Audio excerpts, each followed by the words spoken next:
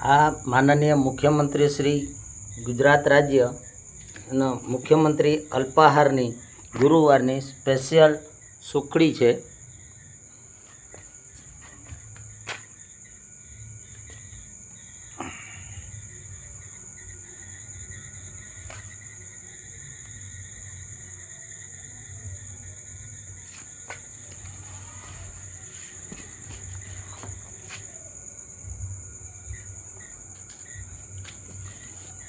મિત્રો, આપણે વિવિધ આઈટમ બનાવીએ, પરંતુ આ ગુજરાતના બાળકો છે એ આપણા બાળકો સમજવાના અને જેટલું બને એટલું વ્યવસ્થિત જમાડવાનું. અને જો એ વ્યવસ્થિત જમાડશું, અને આપણે જમાડીએ જ છીએ 1984થી, પરંતુ માનનીય મુખ્યમંત્રી અલ્પાહાર જ્યારથી ચાલુ થયો ત્યારથી વિવિધ પ્રકારની મારા ગુજરાતના PM પોષણ શક્તિ નિર્માણ યોજનાના તમામ કર્મચારી આવા નજીવામાં પણ સારામાં સારું બનાવી અને પીરસે છે.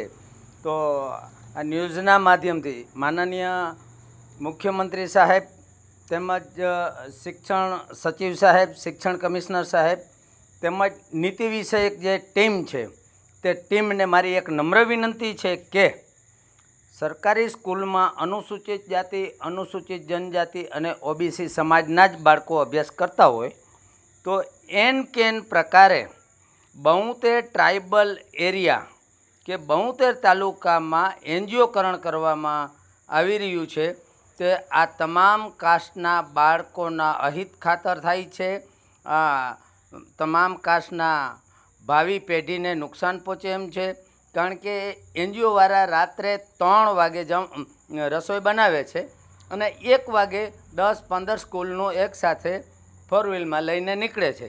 અને જે મધ્યાહન ભોજન સંચાલક છે એની ઉપર વિવિધ પ્રકારનું મોનિટરિંગ છે અને ઘણું બધું મોનિટરિંગ છે. SMC કમિટી અને આનો મૂળભૂત 1984નો પરિપત્ર પણ કમિશનર કચેરીનું એવું કહે છે કે રસોઈ બની ગયા પછી ઉનાળામાં 2 કલાકની અંદર ઉપયોગ કરી લેવાનો અને શિયાળાની અંદર 4 કલાક ઉપયોગ કરી લેવાનો.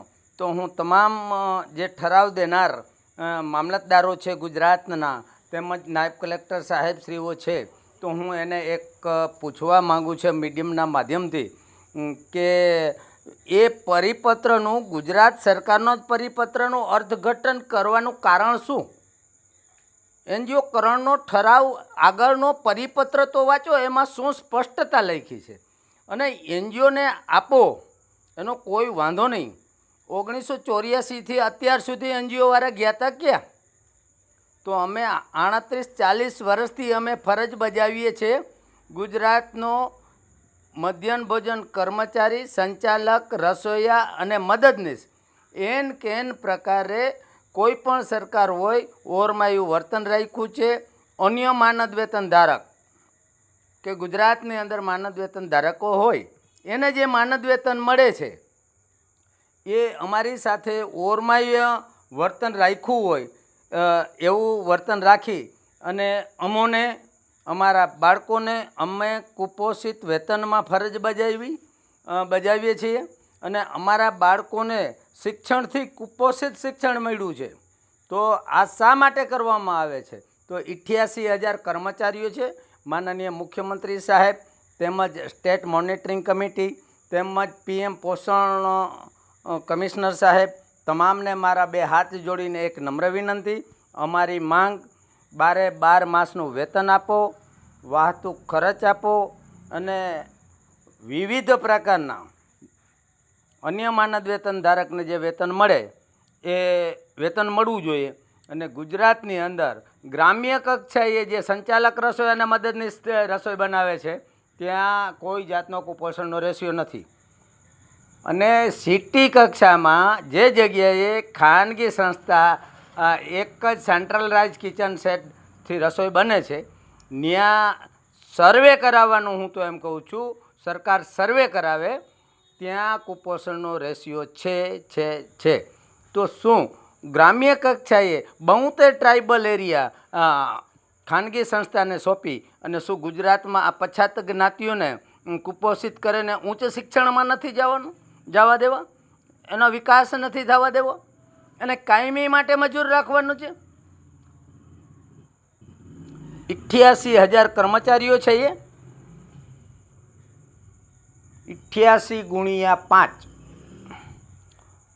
ગુણ્યા 3 ગુણ્યા 2 આવી પરિસ્થિતિ ન છૂટકે 38-40 વર્ષની અંદર અમારી ફરજની જો ગુજરાત સરકાર નોંધ નહીં લે તો ન છૂટકે અમારા બાળકોના હિત ખાતર, અમારા હિત ખાતર, અમારી જોબ સિક્યુરિટીના હિત ખાતર તમામ કેબિનેટ કક્ષાના મંત્રી સાહેબશ્રીઓને મારી 2 હાથ જોડી અને મેં મારી વેદના રજૂ કરેલ છે. તો તમામ ધારાસભ્ય સાહેબશ્રીઓને તેમજ તમામ ગુજરાતના મામલતદાર સાહેબશ્રીઓને 2 હાથ જોડીને એક વિનંતી કે બધેનું બાળકોનો હિત, અમારું કર્મચારીઓનો હિત ઈચ્છી અને ઠરાવ કરજો. મહેરબાન સાહેબ, નમસ્કાર. અને અમારી રોજીરોટી છીનવાઈ ન જાય અને જે કુપોષિતનો રેશિયો થાય તો વિવિધ જ્ઞાતિ ઉચ્ચ શિક્ષણ નહીં મેળવી શકે. તો શા માટે? શું આપણે ગુજરાતને 1984-90 એ દાયકામાં રહી જવાનું છે? વિચાર તો કરો, 1984માં ડ્રોપ આઉટ રેશિયો કેટલો હતો? એ માત્ર ને માત્ર નજીવા વેતનની અંદર ખેલદિલીથી મારો સંચાલક, રસોઈયા અને મદદનીશ ભાઈએ નજીવા વેતનમાં એનું નથી વિચાર્યું, એના કુટુંબનું નથી વિચાર્યું, એના બાળકોનું નથી વિચાર્યું અને છાતી ઠોકી અને દેશ સેવા, રાજ્ય સેવા, જિલ્લા સેવા અને ગ્રામ્યની સેવા એવા નેમ સાથે નીકળ્યા હતા કે મારા ગામની અંદર કોઈ બાળક કુપોષિત ન રહે, મારા તાલુકામાં એક પણ બાળક કુપોષિત ન રહે, મારા જિલ્લાની અંદર એક પણ બાળક કુપોષિત ન રહે. આવા હેતુથી અમે ફરજ બજાવીએ છીએ. તો હવે તો 38-40 વર્ષ થયા, અમારી ફરજની નોંધ લઈ હોય એવી અમે આશા રાખીએ છીએ કે આ દિવાળીમાં અમને કંઈક ભેટ મળે અને એનજીઓકરણ ખાનગી સંસ્થાને ન સોંપે.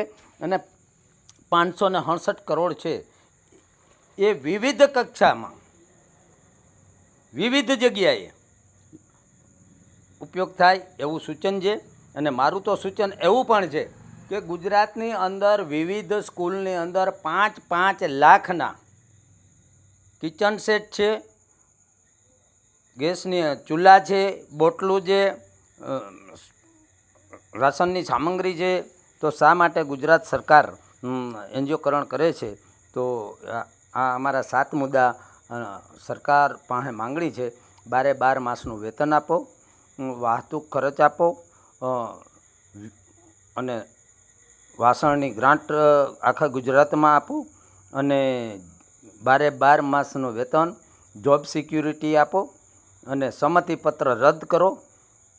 આવા વિવિધ મુદ્દાની અંદર અમારી લડત અમે હમણાં પણ આવેદન આપેલ છે. ગાંધીનગર મુકામે 1 દિનના પ્રતિક ઉપવાસ કરેલા છે.